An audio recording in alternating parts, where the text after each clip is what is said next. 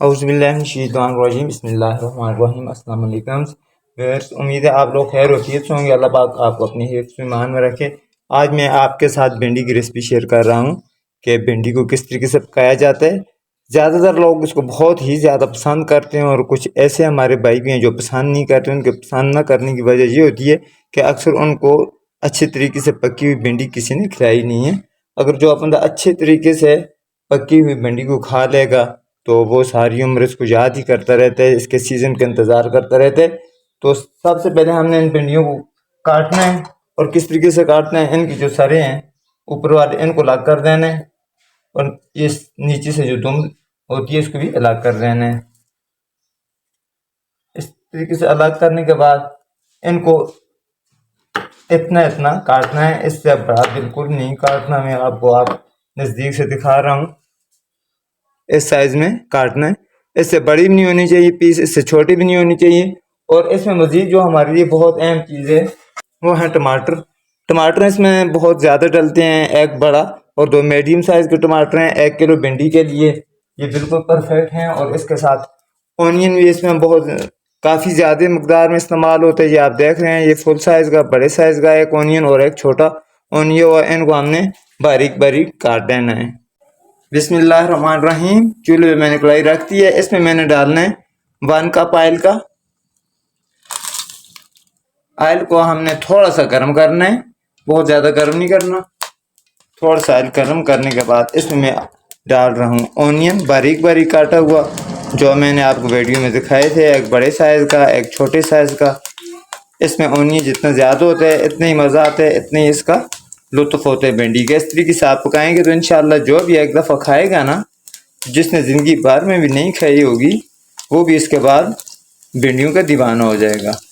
बिस्मिल्लाहिर्रहमानिर्रहीम। तो यहाँ पर मैं ऐड कर रहा हूँ 1.5 टेबल स्पून अदरक और लहसुन का पेस्ट।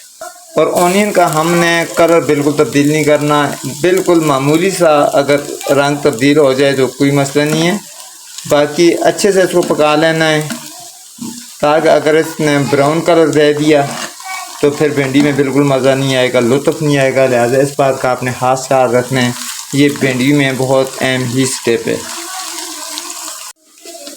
बिस्मिल्लाहिर्रहमानिर्रहीम। यहाँ पर मैं ऐड कर रहा हूँ नमक 1 टीस्पून प्लस ½ टीस्पून नमक ऐड कर दिया। इसमें मैंने मज़ीद ऐड कर दिया 1 टीस्पून सुरख मिर्च का पाउडर। और इसमें मज़ीद हमने कोई मसाला भी शामिल नहीं करना।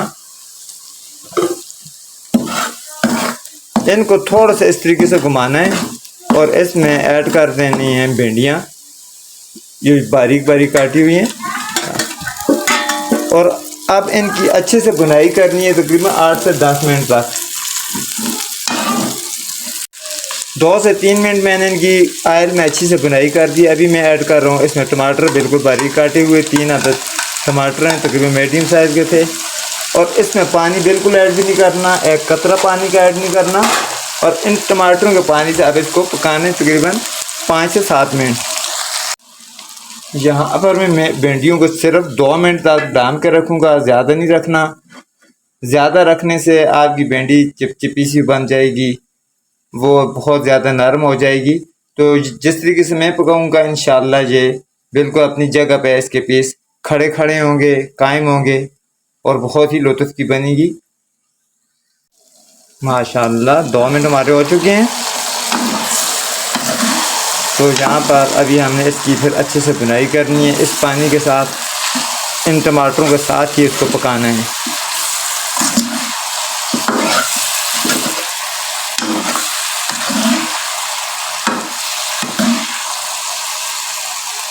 माशाल्लाह देखें, इस वक्त दिल कर रहा है कि इनको निकाल के मुंह में डालें।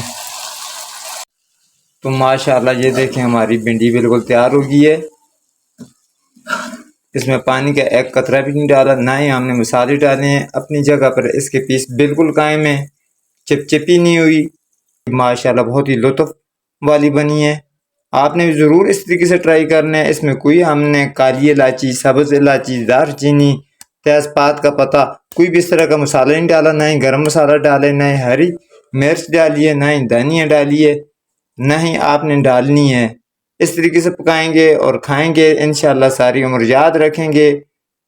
मेरी वीडियो को लाइक कर दें, नए आने वाले दोस्त मेरे चैनल को सब्सक्राइब कर दें। मुझे दुआओं में याद रखिएगा। आइंदा वीडियो तक के लिए दीजिए इजाज़त। अल्लाह हाफिज़।